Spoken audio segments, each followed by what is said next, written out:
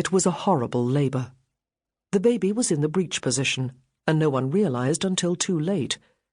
The 18-year-old mother had been too embarrassed to allow any of the court physicians to examine or even talk to her about her pregnancy, a prudishness learned from her own mother. The experience of childbirth would cure her of it. To make matters worse, an urgent summons to Berlin's most eminent obstetrician got lost. After 10 or 11 hours of excruciating pain, the mother cried for chloroform. She was given a handkerchief to bite on. Her screams, her husband later wrote, were horrible. The attending doctors, one German, one English, had pretty much given up on her and the baby. There were bad precedents for medics who carried out risky interventions on royal patients. When Princess Charlotte, the heir to the British throne, died in childbirth in 1817, the attending physician felt obliged to shoot himself. The child survived only because the famous obstetrician eventually received the message and arrived at the last minute. With liberal doses of chloroform and some difficulty, the doctor managed to manipulate the baby out. He emerged pale, limp, one arm around his neck, badly bruised and not breathing. The attending nurse had to rub and slap him repeatedly to make him cry. The sound, when it came, the boy's father wrote, cut through me like an electric shock.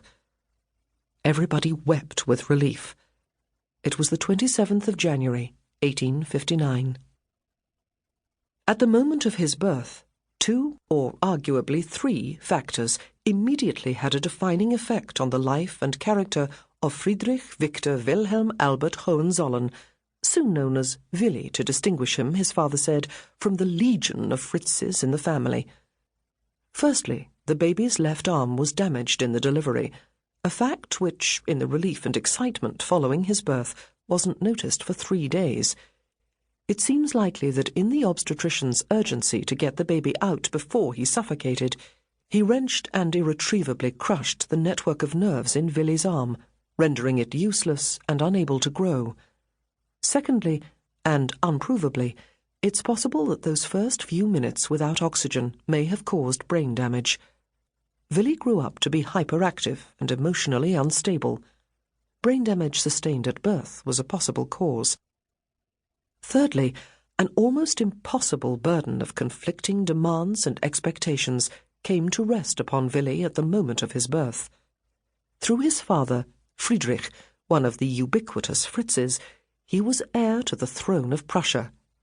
His mother, Vicky, was the firstborn child of Queen Victoria of Great Britain, and he was the British Queen's first grandchild. As heir to Prussia, the biggest and most influential power in the loose confederation of 38 duchies, kingdoms, and 4 free cities that called itself Germany, he carried his family's and country's dreams of the future. Those dreams saw Prussia as the dominant power in a unified Germany, taking its place as one of the great powers. For Queen Victoria, monarch of the richest and arguably most influential country in the world, Willy was both a doted-on grandchild, a fine, fat child with a beautiful, soft, white skin, as she put it when she finally saw him 20 months later, and the symbol and vehicle of a new political and dynastic bond between England and Prussia, a state whose future might take it in several different directions in which Britain's monarch and her husband took an intense interest. 3 days after his birth, the Queen wrote delightedly to her friend and fellow grandmother, Augusta of Prussia, "Our mutual grandson binds us and our 2 countries even closer together." Queen Victoria felt a deep affinity with Germany.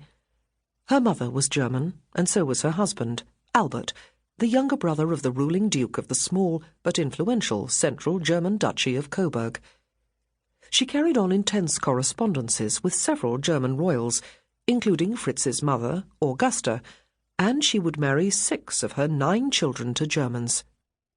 Although the Queen's Germanophilia was sometimes criticised in England, the British were at least less hostile to the Germans than they were to France and Russia, and occasionally even approving.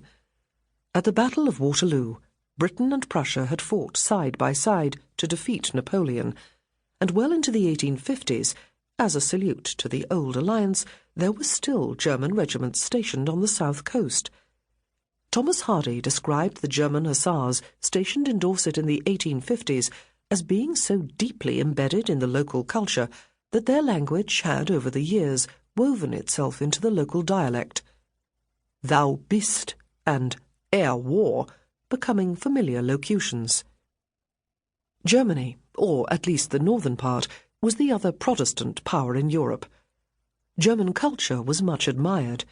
In turn, German liberals looked to Britain as the model for a future German constitutional monarchy. Its traders admired British practice, and at the other end of the political spectrum, it was to England that some of the more reactionary members of the German ruling elite, including Willy's German grandfather, had fled during the revolutions of 1848. There he and his wife Augusta had become friends, sort of the Queen and her husband Albert. Albert, the Prince Consort, an intelligent, energetic and thoughtful man, denied a formal public role in England, was even more preoccupied with Germany than his wife, particularly with its future and that of its ruling class. He had seen the German royals shocked by the revolutions of 1848, their very existence called into question by the rise of republicanism and democratic movements. He'd come to believe that Germany's future lay in unification under a modern, liberal constitutional monarchy, like that of England. Prussia, as the largest, strongest state in Germany, was the obvious candidate.